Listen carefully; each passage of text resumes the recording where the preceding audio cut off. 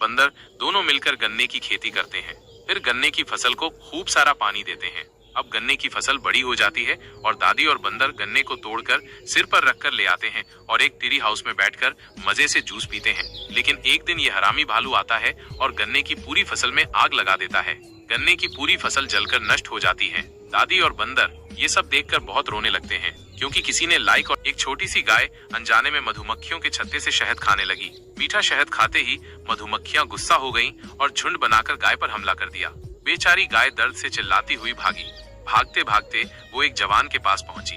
जवान ने गाय को मधुमक्खियों से घिरा देखकर घबरा गया। उसने तुरंत एक स्प्रे उठाया और गाय के शरीर पर छिड़कना शुरू कर दिया। स्प्रे के असर से मधुमक्खियां धीरे धीरे गाय को छोड़कर भागने लगी। इस तरह जवान ने गाय को सही सलामत अनार के पौधे की रखवाली करती है और उस पर हर रोज पानी डालती है। अब पौधा बड़ा होने लगता है और उस पर बहुत सारे अनार लगने लगते हैं। गाय रास्ते से जाने वाले जवानों को खूब सारे अनार खिलाती है। लेकिन एक दिन पाकिस्तानी बंदर आते हैं और अनार के पेड़ को तोड़कर नष्ट कर देते हैं और गाय को भी मार मार कर घायल करके भाग जाते हैं। अब गाय बहुत रोने लगती है, क्योंकि किसी ने लाइक और सब्सक्राइब नहीं किया। ये छोटी सी गाय भारत और पाकिस्तान के बॉर्डर पर तरबूज की खेती करती है।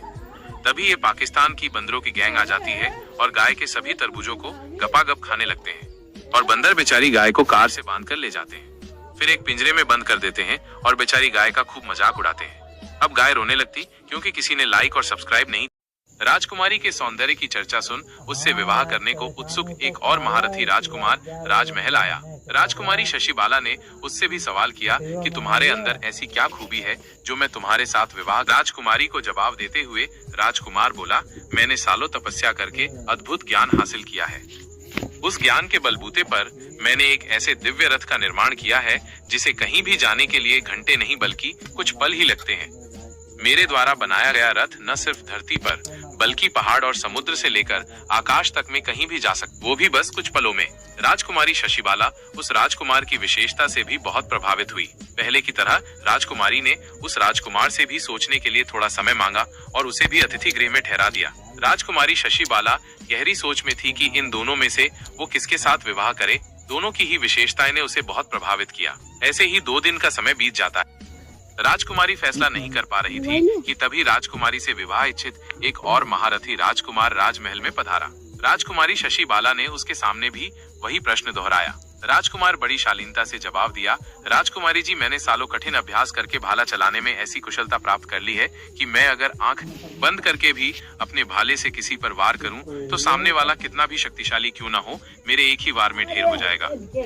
राजकुमारी शशिबाला उस महारथी राजकुमार की विशेषता से भी बहुत प्रभावित हुई।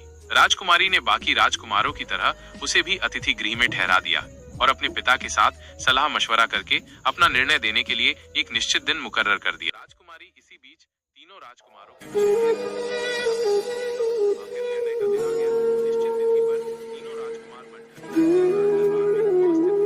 सभी सभासद भी जिज्ञासावश ये जानने के लिए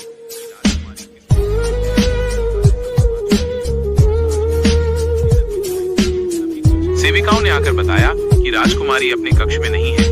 ये सुनते ही पूरे दरबार में खलबली मच गई। राजा के आदेश पर महल का चप्पा चप्पा छाना गाया, मगर राजकुमारी का कहाँ पता न चला। जल्दी ही ये खबर पूरे राज में फैल गई। हर तरफ शोक के बादल छा गए। सबके मुख पर एक ही सवाल था, राजकुमारी आखिर गई तो गई कहाँ। लोग राजकुमारी के इस प्रकार गायब होने को लेकर तरह तरह की अटकलें लगाने लगे। तभी कंचनपुर नरेश को राजकुमार का ध्यान आया, जिसने अपने आप को त्रिकालदर्शी बताया था। राजा तुरंत उनके पास गया और बोला, राजकुमार, क्या तुम अपनी विदा के द्वारा पता करके बता सकते हो कि राजकुमारी इस समय कहाँ है? राजकुमार बोला, अवश्य बता सकता हूँ महाराज। उसने तुरंत कुछ समय के लिए ध्यान किया और बोला, महाराज, एक राक्षस राजकुमारी की सुंदरता से अभिभूत होकर उसे उठा ले गया है। उसका महल पहाड़ियों के बीच बड़े ही दुर्गम स्थल में बना हुआ है। तभी रति राजकुमार बोल पड़ा, चाहे कितना भी दुर्गम स्थल क्यों ना हो, मेरा रथ कहीं भी जा सकता है।